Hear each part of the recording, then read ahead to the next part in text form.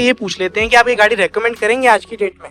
Petrol Mahindra का सारे डरते हैं लेने से। माइलेज आपको कितनी दे देती है ये सिटी के अंदर? माइलेज मुझे पेंशन की नॉइज रहती है ना, हाँ जी, इसमें ऐसा लगता है जैसे कि हम पहले गाड़ियों में सोचते थे कि हमारे बॉल बेयरिंग वगैरह कट हो गए हैं।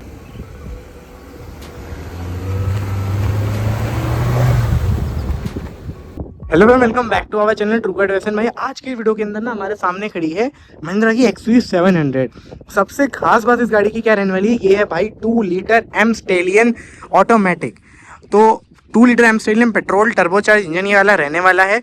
और लोगों की मुझे यही क्वेरी थी कि हमें जो है वो चाहिए यहाँ पर महिंद्रा का XUV700 का रिव्यू जो पेट्रोल हो, जो कि आज की डेट में सबको जो है वो चाहते हैं कि महिंद्रा की जो है वो ये बड़ी वाली गाड़ियाँ लें, बट पेट्रोल से डरते हैं और डीजल जो है वो दिल्ली NCR के रूल के कारण से यहाँ पर लेने में दिक्कत होती है सबको।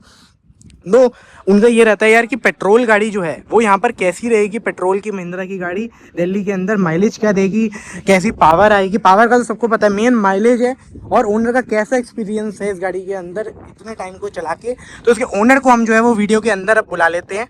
तो शशेंद्र जी हमारे साथ जो है वो आज देखा होगा यहाँ पर ये जो है वो लाए थे अपनी ग्रैंड विटारा फुल हाइब्रिड हमारे साथ जो है रिव्यू शेयर करने के लिए। आज ये लाए हैं अपनी XUV700 हमारे पास ओनरशिप रिव्यू के लिए। तो सबसे पहले आप ये बताइए कि ये कौन सा वेरिएंट है?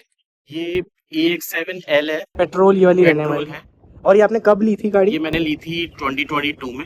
2022 में आपने ये गाड़ी ली थी, उस टाइम कितने की पड़ी थी ये मुझे पड़ी थी 27,18,000 की ऑन रोड।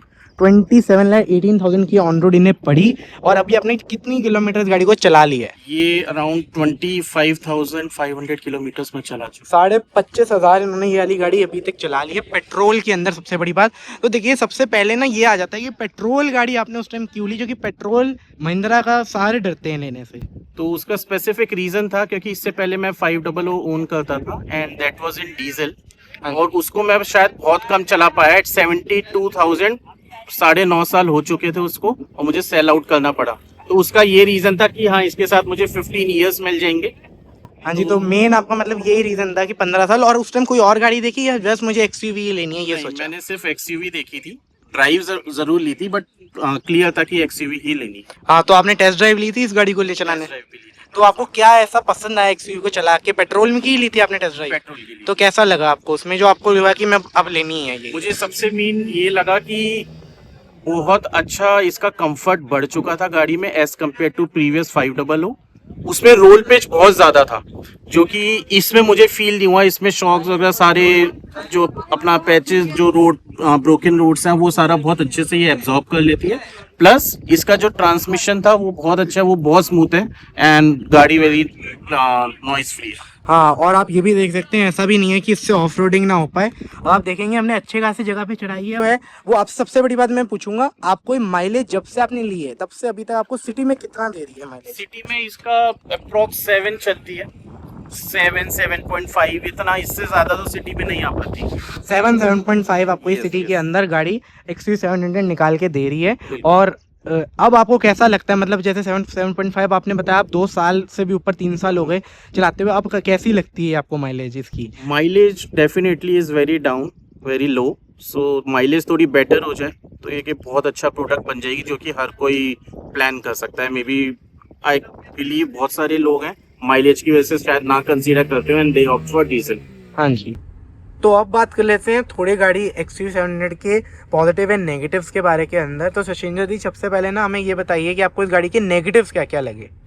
नेगेटिव्स में एक तो इसकी जो थर्ड नॉइज आती है, जो अपना सस्पेंशन की नॉइज रहती है ना, हाँ जी, इसमें ऐसा लगता है जैसे कि हम पहले गाड़ियों में सोचते थे कि हमारे बॉल बेयरिंग वगैरह कट हो गए हैं, तो इसमें कुछ वैसी साउंड आती है।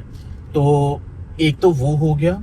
ऊपर से इसकी थोड़ा माइलेज का है, माइलेज सबको पता ही है। तो माइलेज आपको कितनी दे देती है ये सिटी के अंदर? माइलेज मुझे सिटी में ये अराउंड 6 to 7 देती है। एंड अब तक जो मुझे इसका बेस्ट, अगर हाईवे की सोचे तो मुझे अराउंड 14.5 मिली है मैक्सिमम।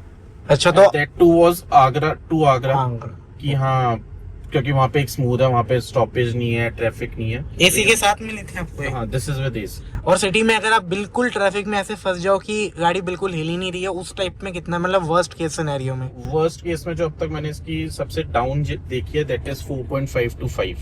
ओके, तो 4.5 to 5। एंड और कोई आपको नेगेटिव लगता है इसका एक्सयूवी का अभी तक? और नेगेटिव ये है कि हाँ, एक जैसे ये हल्की वाइब्रेशन जो आपने शुरू में देखी होगी, maybe because of some additive जो ऐड करवाया, बट इनिशियली नहीं थी, बट अभी रिसेंटली आने लगी है। और बाकी तो थोड़े जो फीचर्स जो कि होने चाहिए थे बीइंग अ टॉप मॉडल, जैसे कि अपना एक वेंटिलेटेड सीट्स का ऑप्शन आ जाता, ऑटोमेटिक टेल गेट्स। क्योंकि ये चीज है कि जब इन्होंने ली गाड़ी उस टाइम भी इन्होंने उतने ही ऑलमोस्ट पैसे भरे जितने आज, बल्कि ज्यादा ही भरे थे प्रीमियम के साथ। तो तब भी इन्हें वो फीचर नहीं मिले जो किया जैसी कंपनी 15-15 लाख में दे रही थी उस time. At least ventilated seats 30 lakh के अंदर तो एक ऐसा फीचर था कि देना ही देना चाहिए था। उसके अलावा आपको और कोई नेगेटिव लगता है इसका? और कोई नेगेटिव में एक इसका इंफोटेनमेंट का ले सकते हैं, कभी कभी हैंग हो जाता है या ब्लैंक हो जाता है। तो इन दैट केस मैंने कुछ देखा था कि हाँ, यूट्यूब पे वीडियोस वगैरह देख के तो दैट सॉर्टेड आउट, मुझे मतलब सर्विस स्टेशन वगैरह नहीं जाना पड़ा उसको रेक्टिफाई करवाने। उसके बाद अभी तक नहीं हुआ वो, फ्रीक्वेंटली 1-2 बार हुआ था, लेकिन उसके बाद अब तक तो ब्लैंक के अलावा जो हैंग वाला है वो होता होगा बीच बीच में कभी कभार? वो भी नहीं हुआ, टू बी वेरी ऑनेस्ट। वो एक ही बार तब हुआ था।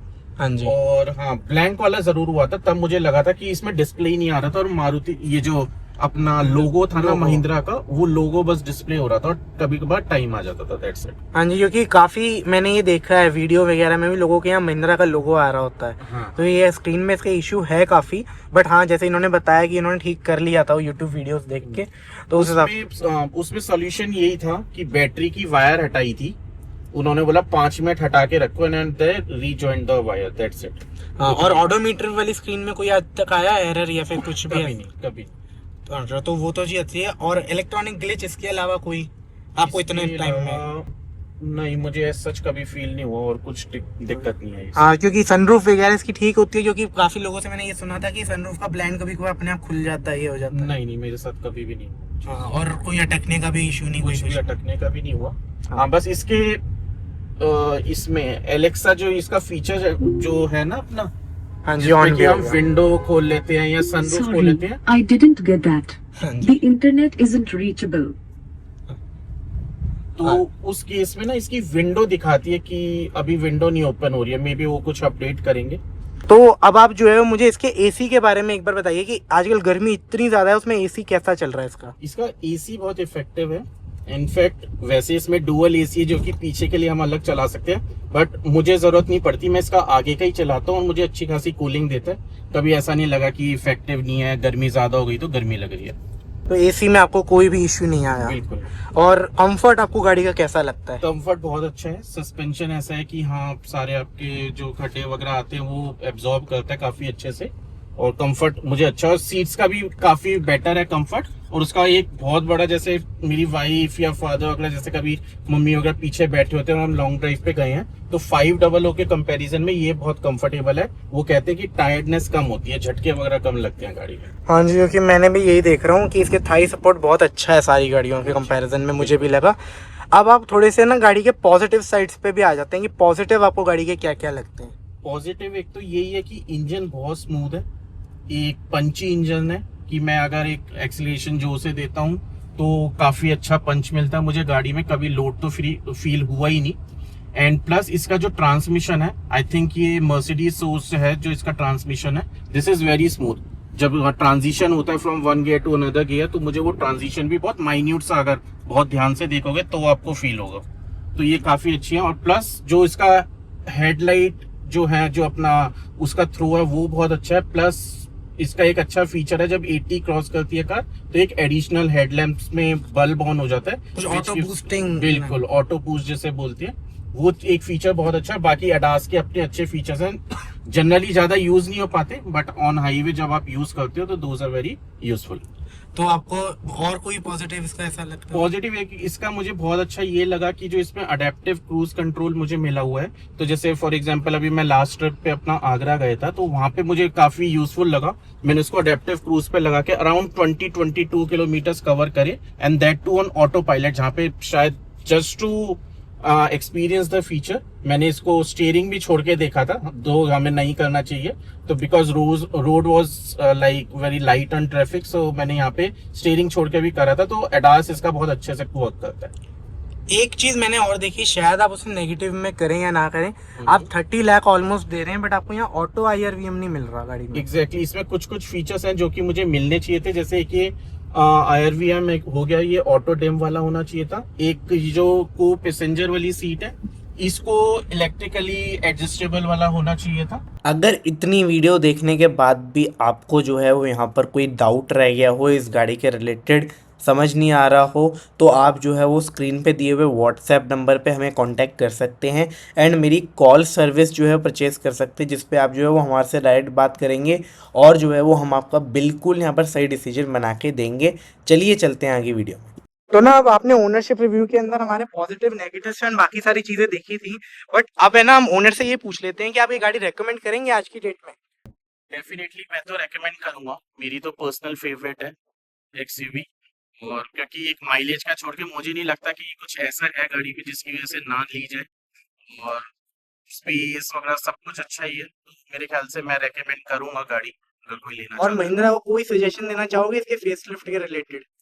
महिंद्रा को सबसे पहले तो मैं ये बोलना चाहूंगा कि कोशिश करें वो एक हाइब्रिड इंजन निकाल दे जिसमें कि एक बेटर माइलेज हो पाए, और उसके अलावा हाँ जो एक फीचर जो इसमें मिस आउट कर दिया वो मे बी नेक्स्ट अपडेट में दे दें, जैसे कि टेल गेट की बात करी, वेंटिलेटेड सीट्स तो आई गई हैं शायद। हाँ जी आ गई हैं। हाँ तो ऐसे ऐसे करके अपग्रेड करते रहें और अपने प्रोडक्ट और को। कितनी रेटिंग देना चाहेंगे आप 10 में से अभी तक एक्सपीरियंस को अपने? मैं 9 देना चाहूंगा। तो आप 9 देना चाहेंगे। तो ये था भाई, आप लोगों ने ये पूछा था पेट्रोल ऑटोमेटिक का रिव्यू लाइए, जो कि दिल्ली NCR में जो रूल है उसके कारण से पेट्रोल लोगों को देखना था। तो शशिंदर जी थैंक यू बहुत ज़्यादा हमारे साथ थैंक ये यू सो मच लक्ष्य। हाँ जी, तो ये शेयर करने के लिए हमारे व्यूअर्स के साथ ये एक्सपीरियंस XUV 700 का, पेट्रोल AX7L का। अगर आपको पसंद आई तो प्लीज़ वीडियो को लाइक करना, चैनल को सब्सक्राइब करना एंड अगर आप भी ये गाड़ी ओन करते हैं तो आपको क्या एक्सपीरियंस है कमेंट्स में ज़रूर हमें बताइएगा।